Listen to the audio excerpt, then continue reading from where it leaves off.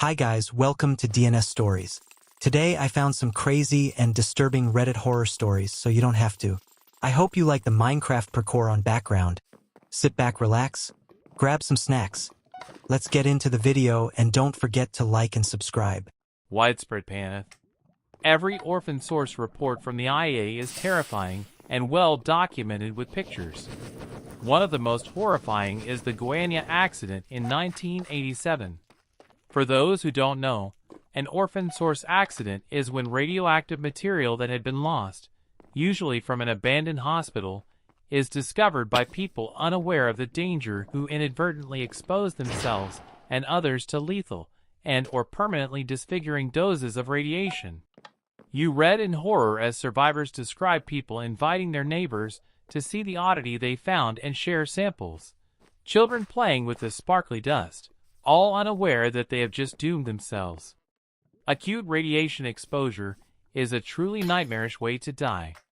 Your flesh rots away over months, while skin grafts are ineffective. You deteriorate in pain in the hospital until you die of infection or necrosis. That was quite disturbing. I did some research and found out it was true. 4 people died and 150 plus was affected. My uncle was in a bar one night and started talking to this random guy. He described him as a really nice guy. He met him a few other times in the same bar. They drank and talked about random stuff. Soon after, my uncle stopped seeing the guy at the bar.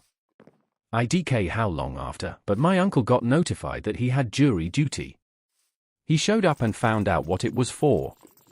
A serial killer, and the killer was his friend from the bar, Derek Toddley. My uncle was promptly dismissed from jury duty for obvious reasons. It's over. Imagine if your friend is a serial killer. Guys, after now, the stories will get much disturbing.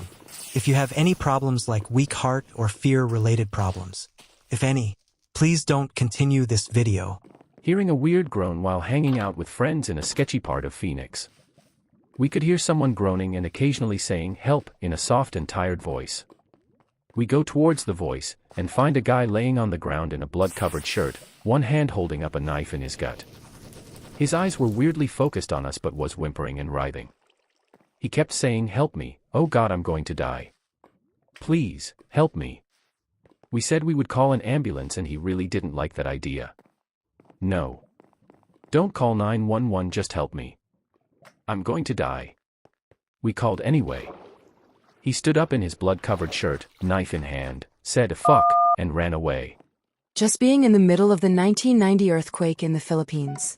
After the main quake, my dad and I walked the streets to get home, and he shielded me from large, colored bags lined up on the ground. He later explained all those were dead people. This is very tame compared to a lot of the stuff on here, but when I was 12 I saw this huge man drop a dollar bill. He seemed not to notice, so I ran across the street to hand it back to him. He thanked me several times, and I could see that he wasn't right in the head. I was a pretty small girl, probably only 100 pounds at the time. This guy easily had a foot on me. All of a sudden, he grabbed me by the top of my head and wouldn't let go. I am so lucky that my dad was nearby, and he pretty much just picked me up and led me away. I think girls should be safe now.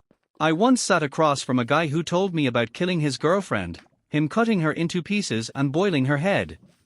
He explained why he killed her and wished he could talk to the parents so they could understand that what he did was a good thing. It wasn't. I sat with him for 45 minutes as he went into detail. Was the most surreal 45 minutes of my life. Source: worked in max security mental health facility. I was home alone. Thankfully my kids weren't home when my now ex-husband's drug dealer came by. He busted on the door screaming at the top of his lungs that he's gonna fuck us all up. I was hiding in my walk-in closet under blankets on the phone to 911. He got so close a few times. I have never been so petrified in my whole life. The cops came very quickly and he ran off. They caught him just a few streets over.